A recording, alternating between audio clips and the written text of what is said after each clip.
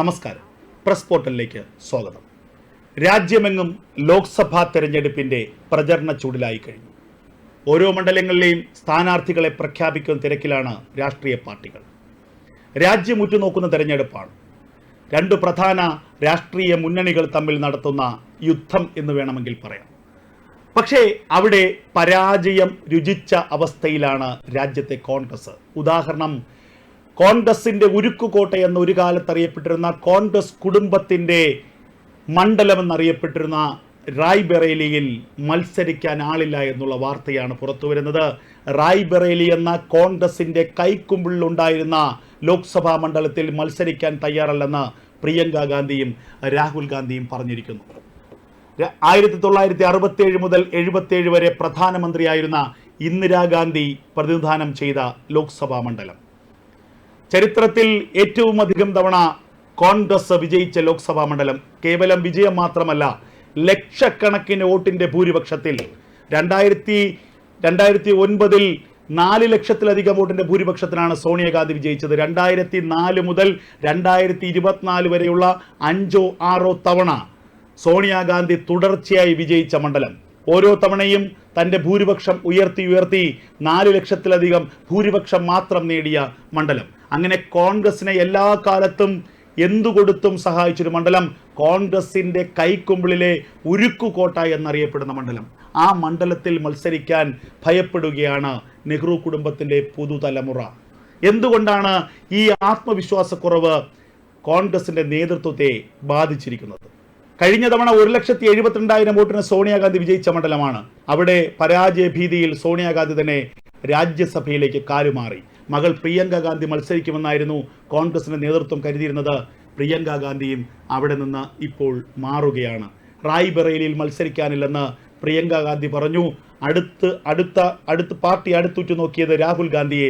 എന്നാൽ രാജ്യത്ത് വിശ്വസിക്കാവുന്ന അല്ലെങ്കിൽ വിജയിക്കാൻ സാധ്യതയുള്ള ഉറപ്പുള്ള ഒരേ ഒരു മണ്ഡലം കേരളത്തിലെ വയനാടാണെന്ന് തിരിച്ചറിഞ്ഞ രാഹുൽ ഗാന്ധി വയനാട്ടിലേക്ക് കൂറുമാറിക്കഴിഞ്ഞിരിക്കുന്നു. എന്താണ് രാജ്യത്തെ കോൺഗ്രസിന് സംഭവിച്ചത്? അമേഠി കൈവിട്ടു.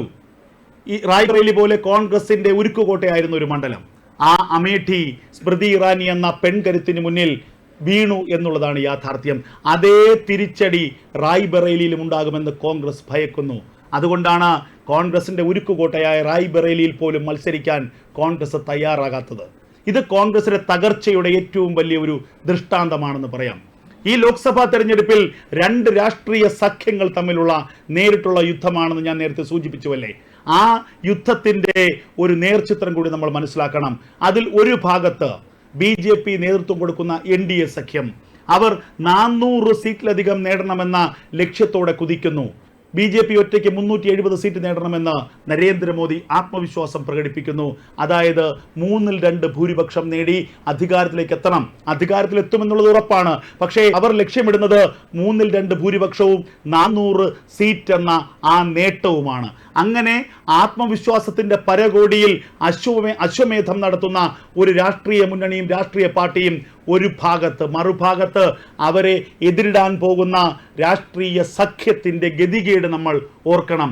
സ്വന്തം കരുത്തുറ്റ മണ്ഡലത്തിൽ പോലും മത്സരിക്കാനുള്ള ആത്മവിശ്വാസമില്ലാതെ, പരാജയം ഭയന്ന് ഓടി ഒളിക്കുന്ന, ഉത്തരവാദിത്തങ്ങളിൽ നിന്ന് മാറി നിൽക്കുന്ന ഒരു രാഷ്ട്രീയ നേതൃത്വവും രാഷ്ട്രീയ സഖ്യവും, അധികാരത്തിന് വേണ്ടി, സീറ്റിന് വേണ്ടി തമ്മിൽ തല്ലി ശിഥിലമായിക്കൊണ്ടിരിക്കുന്ന കുറേ തട്ടിക്കൂട്ട് പാർട്ടികൾ ചേർന്നൊരു മുന്നണി. ഇവർ തമ്മിലുള്ള അന്തരമാണ് ജനങ്ങൾ മനസ്സിലാക്കേണ്ടത്. ഇവർ തമ്മിൽ എങ്ങനെയാണ് മത്സരം പോലും ഉണ്ടാകുന്നത് എന്നുള്ളത് നമ്മൾ ഓർക്കണം. ഇവിടെ ചരിത്രത്തിലെ ഏറ്റവും വലിയ വിജയം നേടി NDAയും BJPയും അധികാരത്തിലെത്തിയാലും അത്ഭുതപ്പെടാനില്ല. കാരണം BJPയുടെയും NDAയുടെയും പ്രവർത്തന മികവിനൊപ്പം മറുഭാഗത്ത് അവരെ എതിരിടാൻ നിൽക്കുന്നവരുടെ ഗതികേടും കഴിവുകേടും അവരുടെ തകർച്ചയും പതർച്ചയുമാണ് ഈ NDAയുടെയും BJPയുടെയും അത്ഭുതകരമായ വിജയത്തിന് കുറച്ചുകൂടി അടിത്തറ നൽകുന്നത് എന്ന യാഥാർത്ഥ്യം കൂടി നമ്മൾ ഈ അവസരത്തിൽ തിരിച്ചറിയണം.